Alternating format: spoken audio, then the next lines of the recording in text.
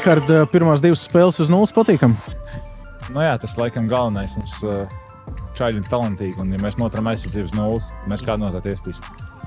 Cik sarežģīts bijis šīs 2 spēles priekš tevis? Nu, laikam no tādas sitiena perspektīvas nekas tāds nav. Nu, bet, protams, ka emocionāli ļoti nogurdinoši ir jābūt fokusā visu 90 minūtes, un tas nav viegli.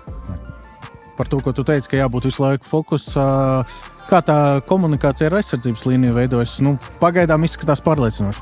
Nu, mums ir ļoti laba aizsarga, jā, un mēs esam kā ģimene kādā ziņā, ka mēs visi gribam uz 0 nospēlēt. Tā skaitā arī īstenībā visi uzbrucēji, visi pussērgi un visi ļoti smagi strādā, un es domāju, tas viss mūsu nopelns. Pārējā spēle kopumā, ko var pateikt par šo maču? Nu, es domāju, ka mēs tikai progresēsim, bet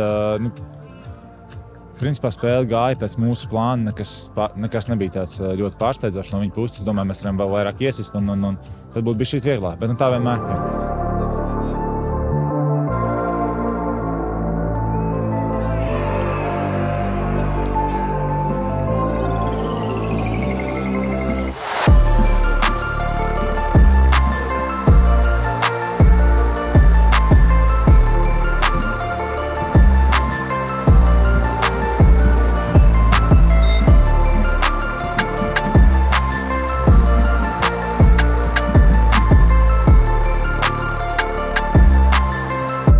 Iedot kaut kādus savus padomus priekšējai līnijai, kā iesist vairāk?